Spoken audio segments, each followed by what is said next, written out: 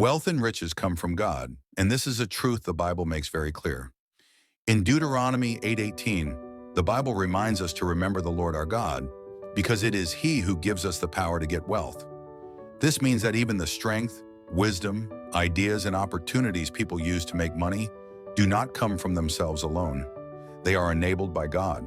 Proverbs 10:22 says the blessing of the Lord makes rich, and He adds no sorrow with it. Wealth that comes from God brings peace, stability, and joy, not destruction, regret, or constant fear. When riches come outside of God's will, they often come with pain, but God's blessings are clean and lasting. Psalm 24:1 tells us that the earth is the Lord's and everything in it. This shows that all resources, land, businesses, gold, skills, and systems already belong to God.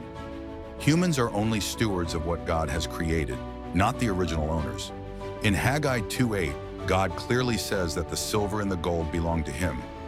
This reminds us that money itself is not controlled by governments or powerful individuals alone. God remains the ultimate owner and controller of all riches in the world. 1 Chronicles 29:12 explains that riches and honor come from God and that He rules over all. Success, promotion, and increase are not accidents. When God decides to lift a person, no human system can permanently block it.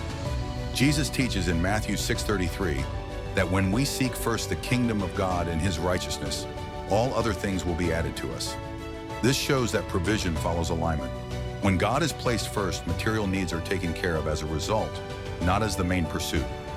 Proverbs 3:9-10 encourages us to honor the Lord with our substance, promising that our barns will be filled with plenty. This teaches that generosity, gratitude, and obedience open the door for abundance. God responds to honor with increase. 2 Corinthians 9:8 says, God is able to make all grace abound toward us, so that we always have enough and can abound in good works.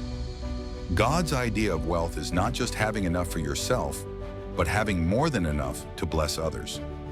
Psalm 112:3 declares that wealth and riches will be in the house of the righteous. This shows that God is not against wealth. Rather, He desires that wealth be in the hands of people who will live rightly and use it well. Ecclesiastes 5:19 concludes that when God gives a person riches and wealth and the ability to enjoy them, it is a gift from God. This teaches that true wealth is not just possessing money, but having the peace, health, and wisdom to enjoy it. So the truth remains, wealth does not start from hard work alone, connections alone, or intelligence alone. It starts with God. When God gives the power to get wealth, it becomes lasting, meaningful, and purposeful.